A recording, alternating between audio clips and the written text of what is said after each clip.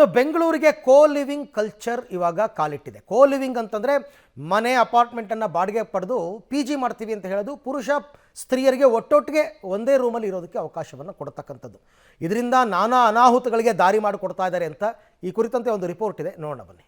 ಬೆಂಗಳೂರಿನ ಪಿಜಿಗಳಲ್ಲಿ ಕೋ ಲಿವಿಂಗ್ಗೆ ಅವಕಾಶ. ಒಂದೇ ಪಿಜಿಯಲ್ಲಿ ಹುಡುಗ ಹುಡುಗಿಗೆ ರೂಮ್ ಶೇರಿಂಗ್. ಕೋ ಲಿವಿಂಗ್ ಕಲ್ಚರ್ ನಿಂದ ಇತರೆ ಪಿಜಿಗಳಿಗೆ ಹೊಡೆತ. ಬೆಂಗಳೂರಿಗೆ ಕೋ ಲಿವಿಂಗ್ ಕಲ್ಚರ್ ಕಾಲಿಟ್ಟಿದೆ. ಸಾಮಾನ್ಯ ಪಿಜಿಗಳನ್ನ ನಡೆಸಲು ಪಡೆಯುವ ಟ್ರೇಡ್ ಲೈಸೆನ್ಸ್ ಪಡೆದು ಬಾಡಿಗೆ ಮನೆ ಅಪಾರ್ಟ್ಮೆಂಟ್ಗಳಲ್ಲಿ ಹುಡುಗ ಹುಡುಗಿ ಒಂದೇ ರೂಮ್ ಶೇರ್ ಮಾಡಿಕೊಳ್ತಿದ್ದಾರಂತೆ. ಇದರಿಂದ ಪಿಜಿ ಮಾಲೀಕರ ಬಿಸ್ನೆಸ್ಗೆ ಹೊಡೆತ ಬೀಳ್ತಿದೆ.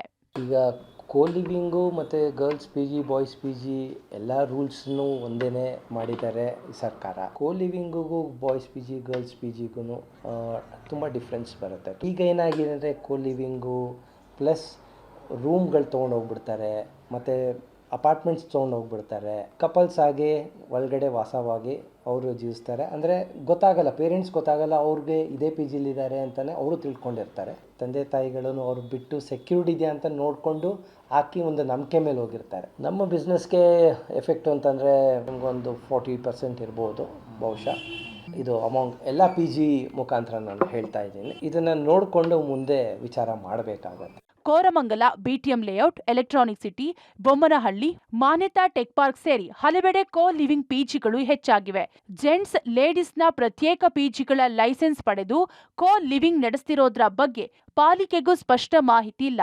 ಬಿಬಿಎಂಪಿ ವಿಶೇಷ ಆಯುಕ್ತರ ಗಮನಕ್ಕೆ ಈ ವಿಚಾರ ಬಂದಿದ್ದು ಪರಿಶೀಲಿಸ್ತೀವಿ ಅಂತಿದ್ದಾರೆ.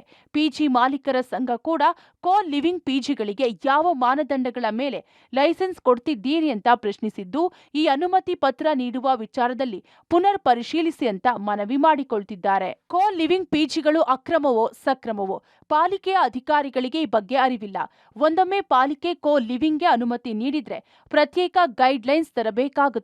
ಈ ಸಂಸ್ಕೃತಿಗೆ ಹಿಂದೂ ಸಂಘಟನೆಗಳಿಂದಲೂ ನಿಧಾನಕ್ಕೆ ವಿರೋಧಗಳು ವ್ಯಕ್ತವಾಗ್ತಿವೆ. ಅದೇನಿರಲಿ, ಕೋ ಲಿವಿಂಗ್ ಪಿಜಿಗಳಿಂದ ಸಾಮಾನ್ಯ ಪಿಜಿ ಮಾಲೀಕರ ಉದ್ಯಮಕ್ಕೆ ಹೊಡೆತ ಬೀಳ್ತಿದ್ದು, ಸಂಬಂಧಪಟ್ಟ ಅಧಿಕಾರಿಗಳು ಏನು ನಿಲುವು ತೆಗೆದುಕೊಳ್ತಾರೆ ಕಾದು ನೋಡಬೇಕಿದೆ. Prakash D Rampur, public TV, Bengaluru.